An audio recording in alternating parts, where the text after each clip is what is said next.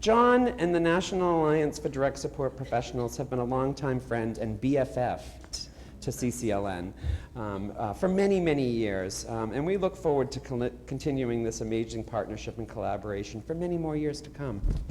And with that, please give a warm CCLN welcome to this year's keynote speaker, John Raffaele. Well, thank you. We're going to switch. We're going to switch. Good morning. It was Thursday, October 6th, 1966. 12:05 in the morning, 12:05 a.m. Thursday, October 6th, 1966. I was born. So you can do the math if you want. Jerks. You know what was happening then? Well, let me just tell you, hold on.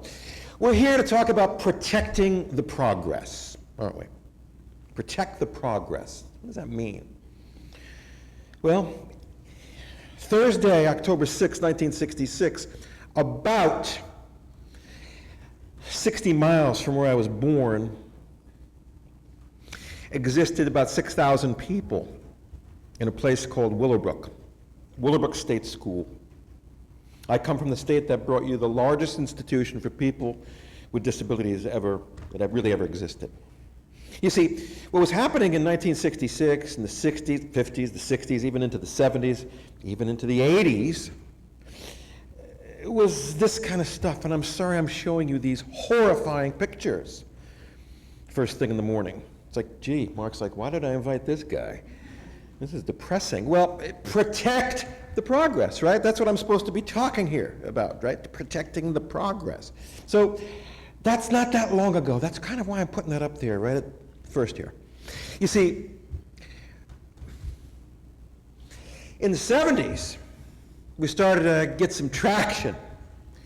We had a president, his name was John F. Kennedy, and in the 60s, he did quite a bit of work to help us develop some progress. I'm going to talk about his son, John F. Kennedy Jr., in just a second, but what happened in the 60s, obviously the civil rights movement, I think we learned much more about disabilities. We learned about how institutions weren't places for people with disabilities to exist. And we started to see people like Ed Roberts up there, Californian. You know Ed? If you don't know Ed, you better know Ed. You better know Ed. If you don't know Ed, you gotta know Ed. Ed's our godfather, man. He's the godfather of a lot of our rights work. You got Judy Heumann down there. We had a lot of stuff that went on, mostly I would say in the 70s, to really bring us to light. Us meaning the community of people with disabilities in the United States. And a lot of action, a lot of activity took place. And then it carried over to the 80s. 80s was, we call it kind of the group home movement, where institutions started to get closed. These smaller places where congregate living took place were opened, and a lot of that still exists today. And some of those things are really wonderful and good. But you see, we also saw other things going on in the 80s, and in the 90s we had something. Anybody ever hear of the ADA? Ever hear of that? The Americans with Disabilities Act? An act of Congress, not that long ago, 30 some odd years ago, an act of freaking Congress, just so we could level the playing field for people with disabilities. That's not that long ago. Protect the progress. So we've had some progress. We've definitely had some progress since October 6, 1966. You see, we have had progress. See, I've changed the theme of these pictures, haven't I? You can take a look, those of you that can see. These photographs that you see, and those that can't see, there's photographs of people with disabilities and some without that are enjoying their lives in their communities. Up to and including my favorite, which is that dude at a rock concert, moshing in his wheelchair. We've come a long way, baby. We have so much farther to go, right? We really do. And so what I'm going to talk about today is primarily protecting the progress, but how the direct support workforce is involved in this progress. And my goodness, without the direct support workforce being involved over this last 40, 50 years, we wouldn't have progress. If we left it up to the policymakers and the politicians, due respect to them, some of them, we'd be nowhere. Even if we left it up to the incredible families that have tried their best to help their loved ones have a good life, tough. We believe at the National Alliance for Direct Support Professionals, who I represent, we believe in our heart of hearts that it was on the backs of direct support professionals, whatever you call them, even to this day, what is it, April what? April 26th, 29th, what the hell is the day? What is today, April what? April 26th? 25th? Even April 25th, 2024, people don't know what a direct support professional is. I mean, we do, hopefully you all do, otherwise you probably should get checked. The reality is, it's the direct support professional workforce that really has created opportunities for people with disabilities in ways that I can't even begin to describe. What you do changes people's lives, and don't let anybody ever tell you differently. I'm going to start with this quote from my dear departed friend Dave Hingsberger. Some of you probably know Dave. Dave was a teacher of mine, a mentor, a friend. I worked with him every month for almost 10 years doing webinars. This man was a prolific writer. He was a prolific thought leader. He had a potty mouth. Oh my goodness, boy, could he swear. And he left us a couple years ago. That's a picture of him and his husband Joe Jobs. And Dave used to say a lot of things, and pretty much everything Dave said, for the most part, had a lot of profound meaning. I'm going to read this. I don't usually read slides. I'm going to read this one. Being in the human services is cool, because in essence you are paid. He's talking money already. Don't you love it? He's talking money, baby.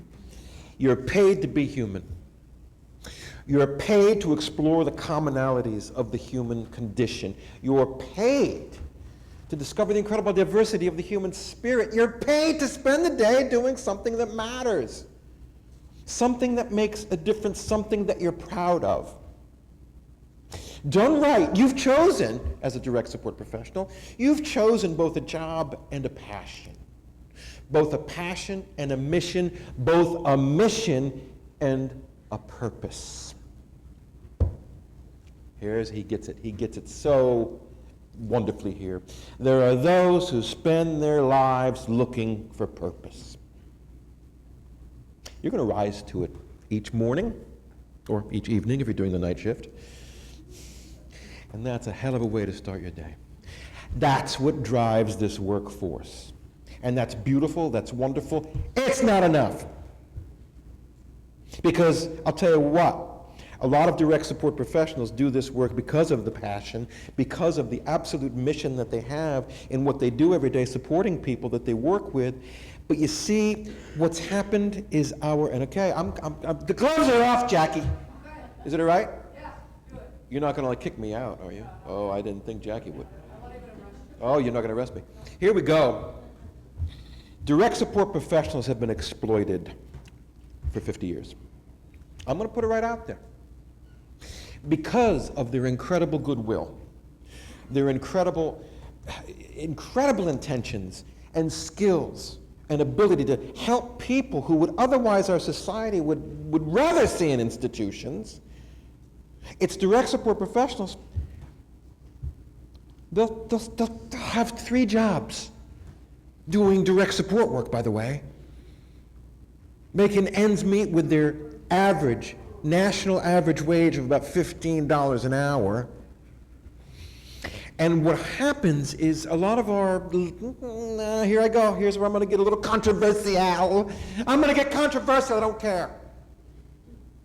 Gloves are off, baby. A lot of our politicians, a lot of our leaders, a lot of our funders I'm not saying the state of California, by the way, the state of California does some of the best things in the United States, and I'm not just saying that to suck up because I'm here in San Diego, California. You've done some incredible things in this country. But here's the thing, we have exploited direct support professionals by saying they are angels. They are saints. Oh, direct support professionals, couldn't do what they do. You know what that is? That's called a backhanded compliment. And it's not only offensive to direct support professionals, it's offensive to the people they work with. Most people I know with disabilities, they do not need saints and angels. Not unless they go to church. They need professionals. They need people that know what they're doing. They need people that are ethical. Oh, don't get me going. Oh yeah, actually get me going, that's why I'm here. So, look, the mission of the National Alliance for Direct Support Professionals, if you're not familiar with our organization, it's very simple. I think you get it by now, that there's a certain bias we have. I represent the organization that our sole mission is to elevate direct support professionals throughout North America. We do that for pretty much three things. We do it through training like this and keynotes and spreading the good word, which have done a whole lot with the thanks to a lot of the wonderful providers here in California.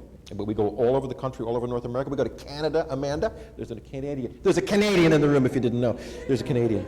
Look at her. There's a Canadian. I know her. She's from Canada. Hey, I got a good Canadian joke. You want to hear it? How many letters in the Canadian alphabet? 52. 52. A, eh? B, eh? C, eh? D, eh? Amanda's never speaking to me again. What was I getting at? Yes, we go all over North America doing this sole mission, which is training not only direct support professionals, but families and providers and anybody that's an ally of a direct support professional. We do credentialing. We have a nationwide credentialing process, the only national certification for direct support professionals, which we're getting a lot of movement with that. I know California's going to do some internal stuff in state, and please see the California DDS folks, Vicki Smith and the gang. They're going to be, I don't know, where are you? You're around here? You should be around here somewhere. Where are they? Maybe they're in the spillover room. I don't know. The overflow, whatever it is, overflow. That's spillover, overflow. The premium suite. Premium suite. Please, California is doing really wonderful things for direct support development. That's what we're all about. That's our mission. The last thing we do is policy work. I'm going to talk about some of the incredible strides that have been made literally this month in Washington, D.C. for direct support professionals. We're getting there. But that's our mission. I just wanted to give you a little bit of a background of who we are, what we do. This is, some of you, I'm going to be teaching all day long in 3 different sessions, and by 4:15, I can't wait for the hospitality time, because I'll be needing lots of seltzer, and whatever else is in the seltzer. No, I don't drink. This is what we do. This is what the National Alliance for Direct Support Professionals is all about. This is the foundation of everything we stand for. We believe that quality, that word quality, right? We hear that word a lot in our field. Oh, quality. Quality assurance. Quality assurance is visiting. Some states, I don't know what it's called, and maybe California has it. California's so big. In New York State, we have the Division of Quality Assurance, DQA. And they're the people that come and visit us in the group homes. And they come with their clipboards and scare the crap out of us. And they tell us how good we're doing or how bad we're doing and then what we need to do to make it better. These are the licensing folks. Good folks, we need them. They keep us in check, right? And I don't believe they're looking for quality, though. No, I don't believe they're looking for quality. I'm going to talk about that in a second. But here, we're talking about quality. We want people to have high, good quality supports, right? The people that we support, people that pay for our services. The only way we believe we can get to that is with a workforce that has knowledge. Knowledge. Training. And I hate the word training, to be very honest with you. I don't like training. You train a dog. I finally trained my dog not to poop in the house. You know, you train things like that. I think we need to educate and develop direct support professionals. We'll talk about that all day long, but knowledge is important. You need knowledge. You need to know the latest, and this is so good you're doing a technology, enabling technology track. That is the future, man. Even though the robot that ICI has scares the crap out of me, that's the future. We need to know, DSPs need to know. Think about this, during the pandemic, suddenly, iPads were allowed. Before COVID hit, iPads were the devil. God forbid you bring your iPad in the group home, you'll get a write-up and you'll get fired. And then suddenly during COVID, do you have your iPad today? Because what we found is that the technology that enabled us to be able to help people with disabilities not be isolated, see where I'm going with this? Knowledge is always expanding, and for direct support professionals, we're very bad at spreading knowledge. Usually states have required training, right? For you DSPs out there, you know the required training. Half of you have been in the field long enough, you could teach half the stuff. You could teach, how long have you been in the field, sir? 6 years. You could teach bloodborne pathogens. You could teach it. I know you could.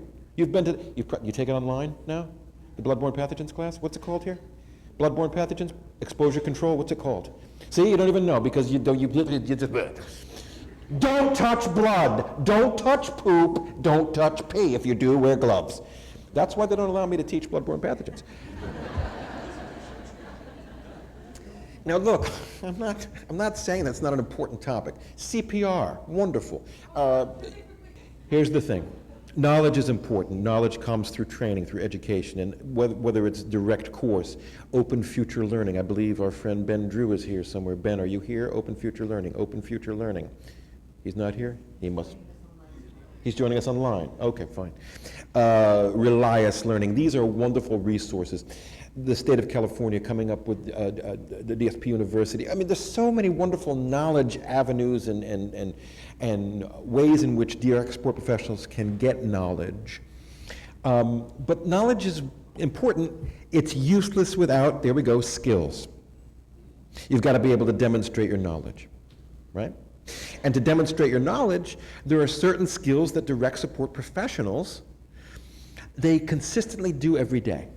Things like supporting people's health and wellness, helping people build and maintain friendships and relationships, sometimes getting involved in crisis intervention, crisis prevention, hopefully. You know what they also do? They document.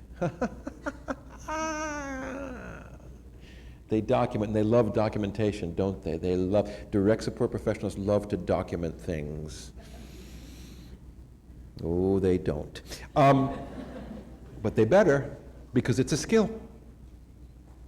Lastly, direct support professionals need values. They need a code of ethics.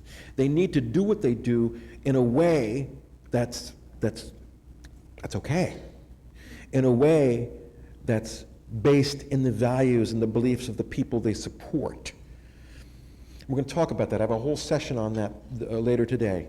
But the bottom line, when you look at these three things, knowledge, skills, and values, we get to the center, which is quality. This is how we define quality at the National Alliance for Direct Support Professionals.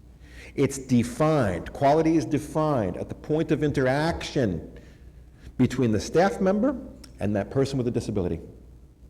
It's that simple. It's that simple. And looking at that interaction, looking at that relationship, looking at what takes place because of the relationship with the direct support professional and that person being supported, what goes on in that interaction, that's how we determine if good quality is taking place. It ain't rocket science, but it's something that we don't look at enough in our system. Our system is a compliance-driven beast, isn't it? Checklists, monitoring of temperatures in water heaters, making sure that food is not expired in a refrigerator, making sure people are trained and not overdue with their CPR training. These are the things that, and again, due respect to those that come in from whatever regulator or state or whatever entity that come in to look at these things. These are important, but these are the basic levels of being able to do the work we do. It's the bare minimum. If we're not doing that stuff, we shouldn't be doing this stuff. We have to look more and more towards these interactions that happen between direct support professionals and the people they support. And although that might, hello, Captain Obvious, no shit. But no, it's more than that. There's a lot that goes on in that interaction, a tremendous amount that goes on. So John F. Kennedy Jr. is our founder. The Kennedy family, real quickly, very quick history lesson. John Kennedy, his dad, had a sister who had a significant disability. And for whatever reasons, John Kennedy, the president, he put forth really the first executive, the first president really in the United States that really put forth policy and attention towards the disability community. For various, I think, personal reasons, but ultimately, I don't really care. What got the ball rolling in the 60s for disability rights work was a lot of what John F. Kennedy, his dad, made happen. Civil rights movement happened in the 60s. All kinds of wonderful things happened in the 60s. Woodstock happened in the 60s, baby. That's where I'm from. I live in Woodstock, New York, if you didn't know. And cannabis is legal in New York State now. I didn't know if you knew that here in California. I'm mentioning Woodstock, you got to mention cannabis. Anyway, moving on. John F. Kennedy Jr. So you think about the Kennedys, right? All of the wonderful advances that happened because of the Kennedy dynasty. A Special Olympics, that was the Kennedy Shrivers, all this good stuff. John Jr., his contribution happened in the 80s and the 90s. I started doing direct support in 1986. I was 20 years old. And I got a job by accident. I thought it was a summer camp. It was a residential treatment center for 120 boys and girls that were placed there. And they were not looking for camp counselors, they were looking for child care counselors, and I got a job by accident. And I fell into this direct support work totally by accident, and I haven't left because I fell in love with it. Just like many of you direct support professionals. You love this work. You wouldn't be sitting here at this conference if you didn't love this work. You're not doing it for the money. If you're doing it for the money, you better get checked. We got to improve that money. We're going to talk about that in a second. But I'm sorry, I'm speaking fast again. I'm sorry. Look, in the 80s and 90s, I saw the writing on the wall as a direct support professional. We were not respected. We were paraprofessionals. We were essentially glorified babysitters back in the 80s and the 90s. We had the other professionals come to tell us what to do. The social workers, the clinical folks, and they were good people. But we didn't have any professional authority. But we were doing all the work. We were with the people we supported, sometimes 10 hours a day, 5, 6, 7 days a week. We knew these children. In my case, it was children I was supporting. Bottom line is this. I was not respected, I was not paid, I was basically a glorified babysitter, nothing farther from the truth. If you've done direct support in your life for more than maybe 25 minutes, you realize pretty quickly this is a profession. This is not an entry-level job. Never has been, never will be. This guy, he saw the big picture of the workforce, particularly in the United States.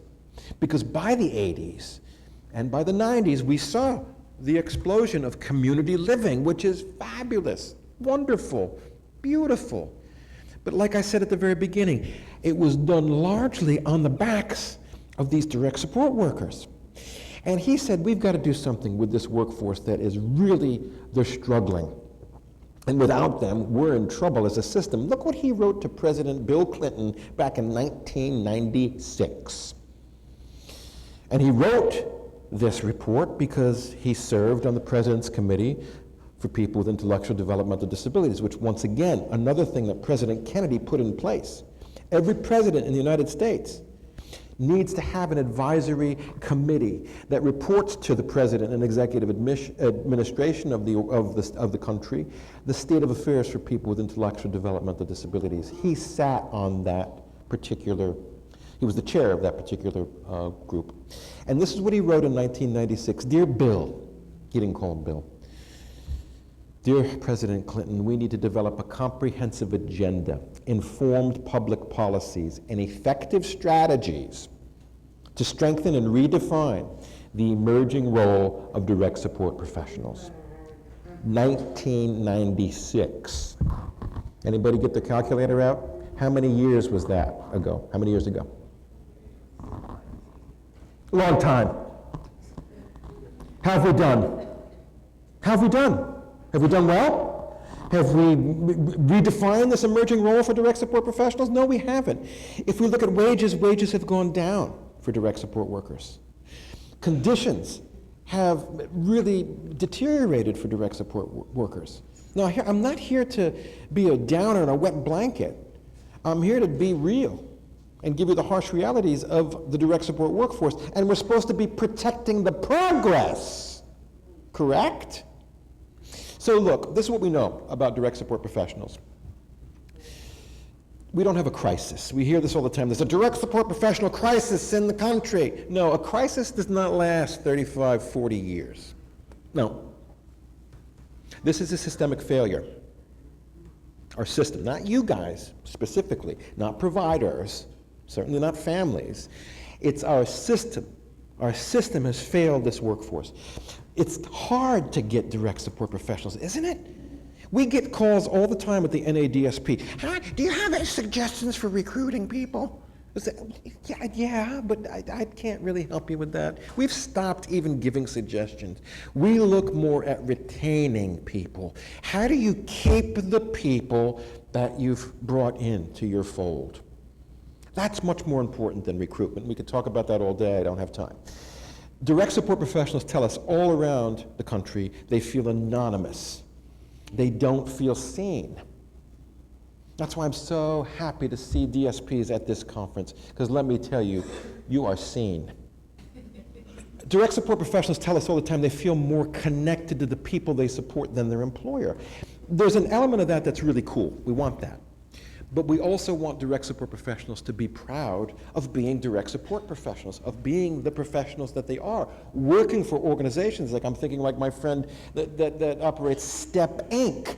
A little shout out to our friends in Sacramento, CA, up here in the front, and many other organizations that we've worked with in California. You should be proud to work for some of these organizations. Doing incredible work, mission-driven, really valuable work. Be proud. DSPs generally aren't. Now here's the thing. Oh, I forgot to tell Mark. Where is he? Is he in the room? Oh, darn. I brought a whole bunch of money. I'll tell you, Jackie, I got 2 briefcases in my room. I'm room 311. Briefcases, there's $400 billion in my room. Yes, you're like, 311? Bye-bye. I wonder where the people in the overflow rooms are doing now. They're heading to room 311. I have lots of money to give to the state of California. I won Powerball. And I'm giving all that money to the state of California, and I want you to give it to direct support professionals. I want every direct support professional in California to start at $75,000 a year. Vote for me in November. Do you think that's going to change much of our situation? I don't think it will. I think absolutely direct support professionals deserve not only a living wage, a professional wage. Protect the progress, protect the progress. We need to protect the direct support workforce. Yes, we do need to give more wages, but we also need to be comprehensive. Talk about that in a little bit. This is some alarming data that we got, and I'm not going to really spend a whole lot of time. It's pretty straight ahead. We've got data that we get from national core indicators, which, again, I'm not going to get into the national core indicators. What it is, it's data collection from around the country, as much as we can get, about the workforce, and we've got, this is the latest we've got. We know that right now, turnover average in the United States for direct support workers is about 43%. It's down from about 5 years ago, which was about 52%. And when you look at when direct support professionals come and go, they come and go very early on when they start to be employed. And that we generally see it's the fault of, and again, without disrespecting, I'm not saying it's the total fault of supervisors, but it's often supervisors that aren't able to give direct support professionals all the mentorship and the tutorship and what they need as new direct support professionals who maybe have never worked in the field before. It's often the supervisor that's too busy providing coverage to be able to be the supervisor that they should be. I'm going to talk about that this afternoon in a session on frontline supervisors. They are precious. They're valuable. We need to improve the work of the direct support professionals so we can also work not only with the direct support professionals, but help the frontline supervisors with their role in supporting and teaching and mentoring and coaching DSPs. So what I'm getting at here is that we have alarming data that we now know really we can focus in on what we need to do. When a direct support professional comes and goes, it costs an organization a whole heck of a lot of money. Take a look at this. When we look at all this, I'm not going to get into data. I'm not really a data wonk, but I'll give you some numbers here. Let's look at this. In the United States in 2024, about 1.5 million DSPs work, right? That's just in intellectual developmental disabilities. Estimated cost to replace a direct support professional with overtime, with recruiting new staff, all the costs associated with when somebody comes and goes as a direct support professional in an organization, it's about $4,000. That's very low, by the way. That's a very low estimate. There's organizations, I'm sure in California, I'm sure up in the Bay Area, I'm sure in LA, you're talking $12,000, $15,000 every time somebody comes and goes. That's a boatload of money. And here's the thing, when we look at the 43% turnover rate, I did a little math, I got my calculator out. There you go. That's what we're expected to be spending this year in the United States on turnover. That's money that we should just take. We could take it and put it out in the patio area there and just set it on fire. That's wasted money. And why is it wasted? There's many, many reasons, not just frontline supervisors. It's our system that doesn't see the necessity to elevate the workforce. Protect the progress. What's the name of this conference? What's the name of this conference? I'm not hearing it. What's the name of the conference? There you go. Please, liven up. It's not a funeral. We could, if we could mitigate and get rid of that turnover money, we could give every direct support professional in the United States another basically $2,000 base salary a year if we could get rid of turnover. So again, I could talk all day about turnover. That's not the point of this. My point is this. We can't do today's job with yesterday's methods and be in business tomorrow. Let me say it again. We can't do today's job with yesterday's methods and be in business tomorrow. And I'll translate this for you. In our system, we can't treat direct support professionals like entry-level cogs in some kind of wheel. We can't treat direct support professionals like frontline cooks and chefs at Taco Bell and expect that we're going to be able to provide quality supports and services and community living possibilities for people with intellectual disabilities. It ain't going to happen. We're seeing direct support professionals leave because they want to do good things. And, well, first off, they certainly can't afford it based on the wages. But secondly, it's more than the wages, and that's what I'm getting at here. It's, uh-oh, something's happening. It scares me. It's the owl. It's more than the wages, my friends. We have to create opportunities for career ladders, for advancement. More than just direct support professional recognition week, too. DSP Recognition Week, every September, we have a love-hate relationship with that at the National Alliance. We will hear direct support professionals on our Facebook page say, well, you know what, am I going to get another slice of pizza again this year and a gift card? Wonderful, I'm going to get a new t-shirt, great. There's nothing wrong with that.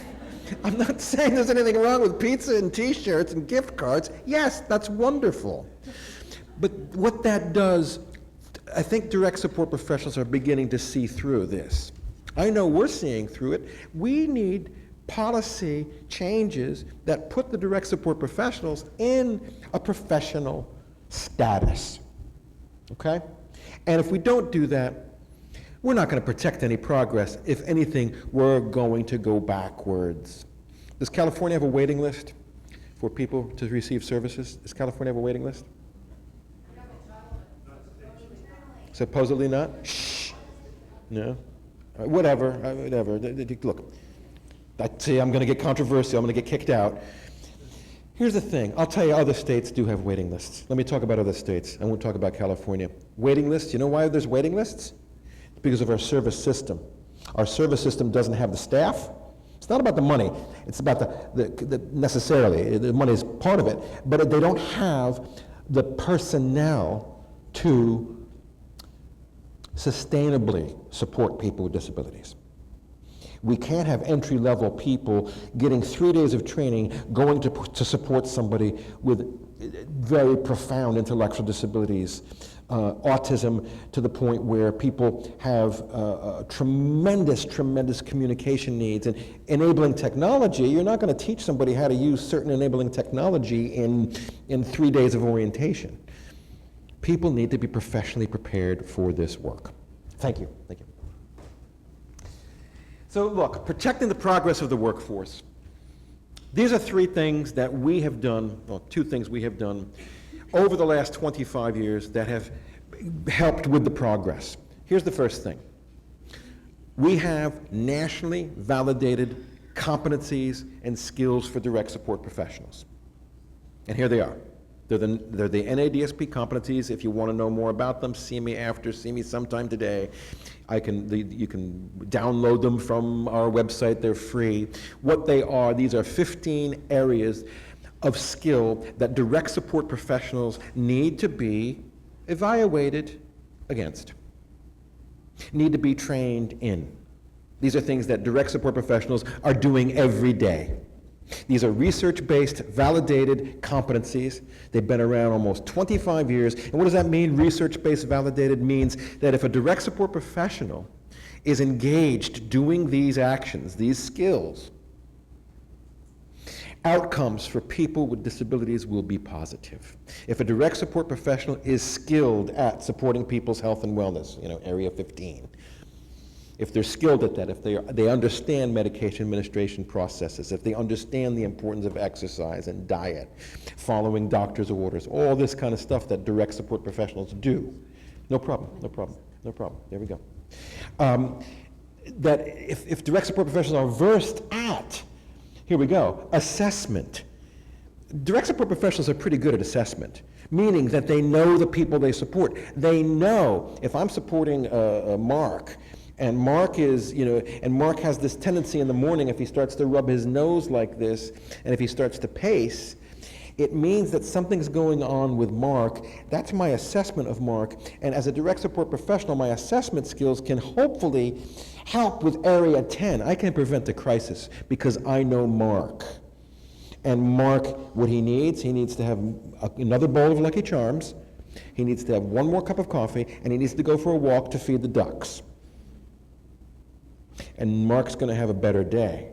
You know why? Because of my assessment skills as his direct support professional, I was able to prevent a crisis. And darn it, DSPs don't get credit for that. And they do it every darn day. And they do it well. Really good DSPs do it well. We've got to give credit where credit's due. And here's the other thing. DSPs are very humble. Oh, it's just what I do. Oh, I don't know. I just know Mark. I just know. Yeah, you know Mark. But we want to elevate you because you know Mark, because your assessment skills are top notch. Your communication skills, Area 2, top notch. How do we get there? How do we make our system so that direct support professionals are indeed evaluated and understand the expectations, which are these 15 expectations? We've got we got tools. We got them. They cost nothing. You just got to use them. See me later on today. I'm going to do, the last session I'm doing is a frontline supervisor thing, and I talk about the use of evaluation processes for direct support professionals, competency-based evaluation. That's where we got to go. That's our future. I could talk all day about that, but I got to move on. The next thing, critical. Direct support professionals, and this is, we've contributed to the progress of the direct support workforce for 25 years with this, our code of ethics. What are ethics? Again, there's a session right after this one, I think, on the code of ethics, an introduction to it. The code of ethics, any profession has a code of ethics. And what is that? That's the moral compass of any profession. All professions have them, whether it's physicians, like think of physicians have the Hippocratic Oath, right? And when you look at the Hippocratic Oath, it's one of the most ancient codes of ethics out there. One of the first pieces in that Hippocratic Oath, and the physicians need to abide by this and attest to this, I will first do no harm. Think about that. Why does a physician have to attest to something that they've probably gone to school for years? They have a passion to heal people. Why is that one of the first pieces of the code of ethics?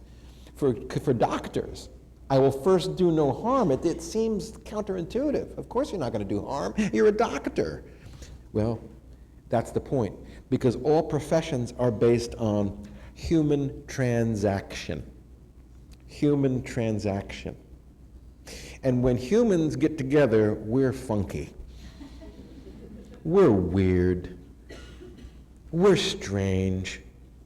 We've got values, and we've got beliefs, and we've got our ideas, and we've got our politics, and we've got our sexuality, and we've got so many. And when that human transaction happens in a professional environment, I don't care what it is, whether it's that physician, whether it's your accountant, whether it's your lawyer, God help you, whether it is a direct support professional in transaction with the person they support at the point of interaction, you have to be ethical. And what does that mean?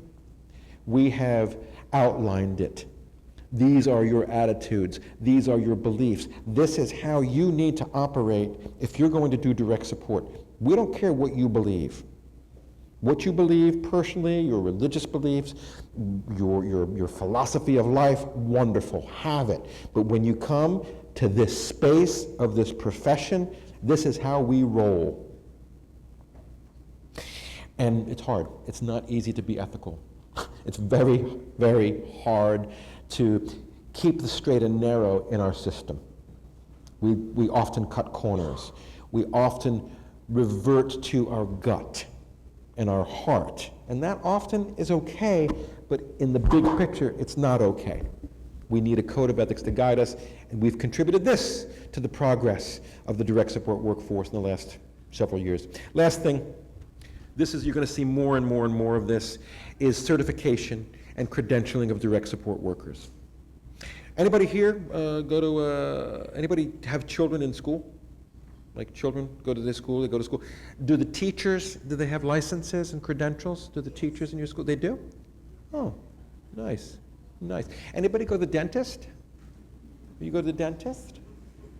Does your dentist have a credential, have a certification of anything, a license? Does your dentist? Yeah? Oh, good, that's good, nice, nice. I'm going to be on an airplane tomorrow morning, and the pilots, I hope they have a license, credentialing. I'm not being absurd here. Think about the 1.5 million direct support professionals who have sometimes literally the lives of the people they support in their hands. What do we require? Clean criminal background check, 3 days of fabulous orientation, and we'll pay you $15 an hour. You see the problem there? That's our system that needs to change. I'm not blaming you. I'm blaming this system that sees direct support professionals as less than professionals. I'm not going to die until direct support professionals have an opportunity to be credentialed. Well, yeah, vote for me. So here, California, I love you, California. I really like California. I do. I'm sorry. I'm speaking too fast. I'm sorry, Norma. But California, I like California for several reasons. One, obviously your food. Your food is great. Your Mexican food is, you don't get Mexican food up in New York. You just don't. You do, but it's terrible. But California also does wonderful things in terms of direct support development, and thanks to the Department of Developmental Services, our California friends, we embarked on a project at this point, it's like 2 years ago, I guess. I don't even, it could be yesterday, it could be 20 years ago. That's how, kind of how things are for me. We were contracted to do 3 training films. And again, I'm not going to get into the specifics. You can go see our California department presentations, and they can give you more information about the DSP development opportunities that are happening here in California, which are dynamite. But what we did is we created 3 films that direct support professionals have an opportunity, and still have the opportunity, I do believe, to watch and to get some credit and to also get a stipend to watch. And again, I don't know the details. I just made the films. I'm the talent, I'm just the talent. Yeah, right, the talent, please. And I've watched these recently, and I lost some weight. And so I'm looking at me, and I say, oh, goodness, can I reshoot these? Anyway, bottom line, we did 3 films, one on the code of ethics, the second one on informed decision making, which, again, those 2 things I'll be talking about later today if you want to come and join that fun. And the last film, which we're finalizing, is how do direct support professionals support people with intellectual disabilities who also identify LGBTQIA+. And so these 3 films, these are 3 opportunities, and this is just one of many things happening around the country. Protect the progress. Protect the progress by doing stuff like this, by offering direct support professionals meaningful training, whether it's a film to watch, whether it's a curriculum to learn. We need to do so much more of this in our system. And again, thanks to California for doing something like this effort. If you want to know more about this, see me on the side or talk to our friends at the California DDS. So here you go. Anybody go to the direct support professionals in the room here? You ever like at Thanksgiving dinner with your family and you've got Uncle Albert, and Uncle Albert is drunk. Uncle Albert he's had more wild turkey than you can imagine. And Uncle Albert comes up to you, and everybody loves Uncle Albert. He always causes a scene at Thanksgiving, right? Uncle Albert. We all got an Uncle Albert. But Uncle Albert comes to you, the direct support professional, and Uncle Albert asks you, hey, what are you doing, sweetheart? What are you doing these days? You working? And then you say, yes, Uncle Albert, I'm working. I'm a direct support professional at Step Inc. in Sacramento, California. And he says, direct support professional? What's that? Well, and you describe, well, Uncle Albert, I work with people who have different kinds of disabilities, and I help them day to day with stuff. I help them, do great things and live their life. It's a wonderful job. He says, but what do you do? What do? You just hang out with people? And I said, yes, Uncle Albert. We go places, we go shopping, and I help people get jobs. Oh, Uncle Albert says, I've seen you in the mall with the people with disabilities walking around. I've seen you. You're one of those counselors? And you want to hit Uncle Albert at this point, but because you're not drunk and because it'll cause a scene, Uncle Albert, he just goes away and passes out. What I'm giving here, it's hard to describe what you do as a direct support professional. It's very hard. It's unique. There's no other profession in the world like it. And to try to describe it, we finally, like a couple years ago, we finally came up with a definition. I'll show you in a second. But this is something we put in a president's report a couple years ago to help those that don't understand what direct support professionals are, what they do, who they are. Think about this, DSPs in the room, and think about this, people that employ direct support professionals. This is even still not a total comprehensive definition of what DSPs do. You're a teacher, you're a nurse, you're a psychologist. Oh, gosh, you're a counselor, most certainly. You're a chauffeur. You're a concierge. You're an occupational, you're all these things.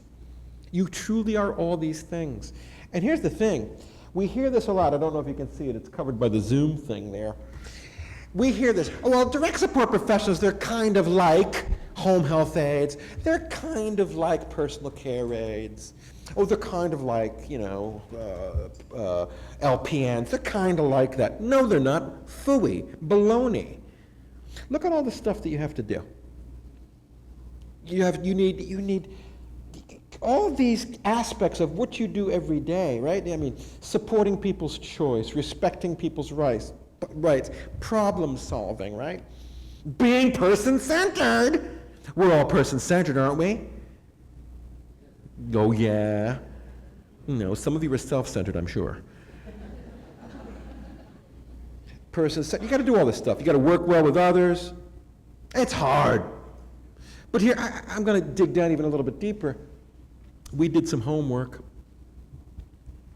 We looked at the competency sets for those other professions that their DSPs are kind of like. Now, when I say direct support professional, I'm talking about direct support professionals who work in this space of intellectual developmental disabilities. 1.5 million of you. Take a look. That list that you see there, that those of you can see, that's a list of the competencies that direct support professionals need to maintain. And so we did a crosswalk. We did nurses' aides, certified nurses' aides, home health aides, personal care aides, and what's covered there you can't see, licensed practical nurses. We went on something called ONET, and ONET is a clearinghouse of the professions that are recognized by the United States Department of Labor. And we did a crosswalk of the competencies for those professions against our competencies, and take a look what direct support professionals do. And again, I'm not saying that the other professions aren't important. They certainly are. And for any CNAs or home health aides or personal care aides or LPNs that are here in this room, we love you. But they're not alike. The professions are different. Apples and oranges when you look at what the expectations and the skills that should be expected for the direct support workforce are compared to those others. And why does that matter, you might say? It matters a whole heck of a lot because it comes down to what I'm going to finally talk about here is policy.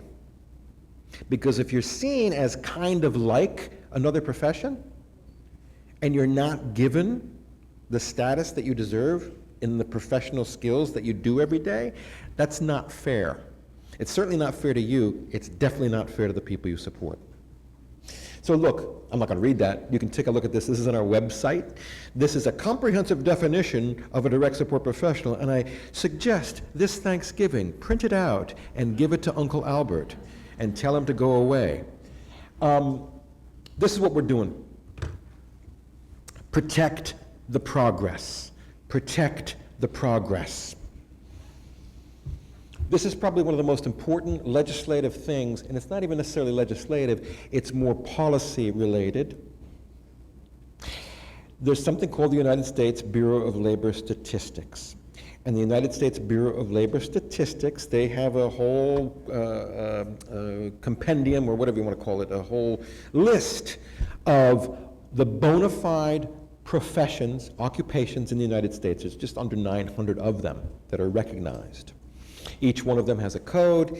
Each one of them, we get data from states about these different occupations, whether it's auto mechanics, home health aides, personal care aides, licensed practical nurses, certified nurses aides, registered nurses, social workers.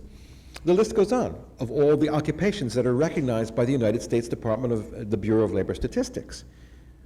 You know what's not in there? Direct support professionals. We're lumped in with CNAs. We're lumped in with personal care aides. We're lumped in. And we're in good company. Please don't get me wrong. It's great company to be in. But it's not accurate, it's not fair, and it needs to change, and it's going to change, as you're going to see in just a couple slides. I'm so excited, I'm shaking. We are working diligently, and we're very close to getting recognized by the United States Department of Labor a standardized occupational classification. I'm not going to get into the wonky details of this, but it's huge. It's a huge, huge development. It's going to change the game for direct support professionals in the United States. Next, here's the harsh reality. There's the median wage, $15.43 an hour, and then home care aides earning less than that even. But for direct support professionals, we're looking at about 15, just under 16 bucks an hour. Can anybody here live on that? I don't know. I was talking to Jackie earlier. Fast food workers now are at 20 bucks an hour. And even that is hard to make ends meet. At least you get to smell like grease when you go home. And you get free Taco Bell, which is good if you have intestinal issues. Blockages, that is, because you won't have blockages after Taco Bell. Anyway. Sorry. Check this out. 1 in 8 direct care professionals live in poverty. Live in poverty. 75% earn less than the average living wage in their state. 46% rely on public assistance, whether it's Medicaid or food services or whatever it might be. In addition to low wages, the workers, there's burnout, there's stress, there's fatigue. Tired direct support professionals make mistakes. Not because they're bad or unskilled, they're tired. Here's the thing. People will say, we know that direct support professionals often have 2 jobs or 3 jobs. It's interesting, the other jobs that they have, guess what they are? They're often direct support jobs. It's because that's what direct support professionals want to do, and it's what they're good at. So they cobble together their livelihood through doing direct support with 2 or 3 jobs. Most professionals don't do that. I don't know many social workers, I don't know many nurses that have to have 2 jobs to exist. I'm hoping the pilots on tomorrow's airplane, I hope they're not doing their second job tomorrow morning, carting me back to New York. Pilots, they don't have 2 jobs. In fact, there's protections in place for pilots, and I'll stand here right now and say, you know what, I will compare a direct support professional to an airline pilot. I will, because what they do is no different.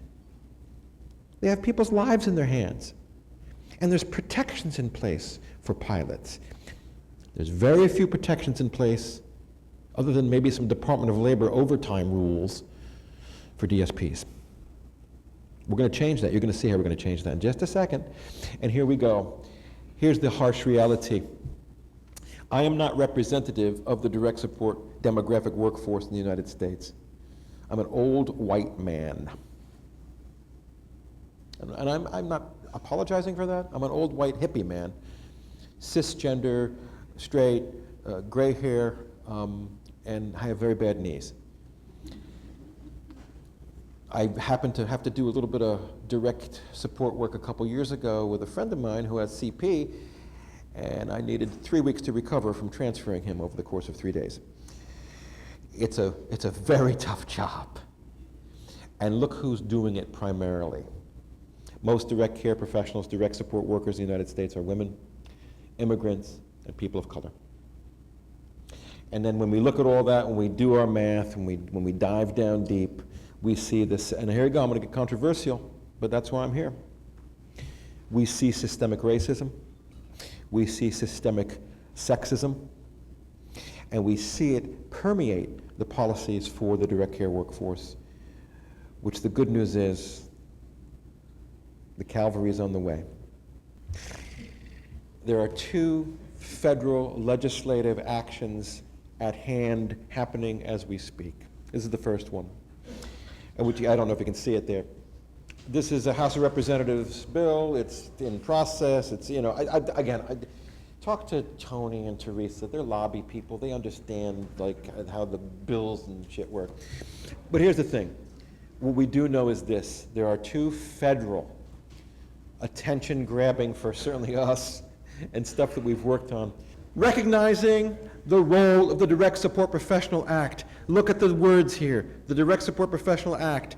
This is legislative, and what this means is the Office of Management and Budget will establish with the United States Bureau of Labor Statistics a separate category within the standardized occupational classification system, an occupational classification for DSPs. Game changer. Game changer. Second, why would we move? Come on.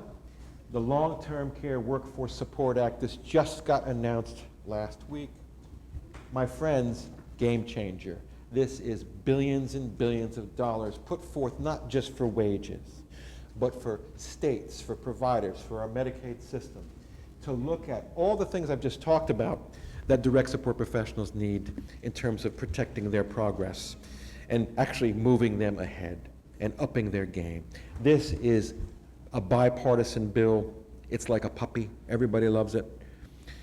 There's some politics to it, thanks to Representative Bob Casey, Senator Bob Casey in Pennsylvania. He's the champion of this. If you want to know more about this, good stuff. I'm not going to get into all this. Final thought. Many reasons not to change.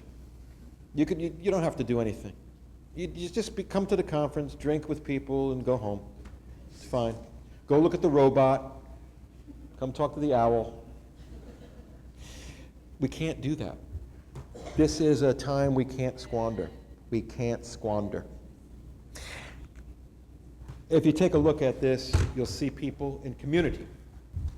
You'll see people with disabilities living life. You'll see people participating, included, integrated, working. You'll see people that have value.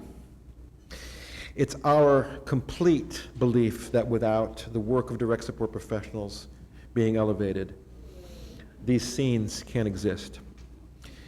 Protect the progress. Thank you.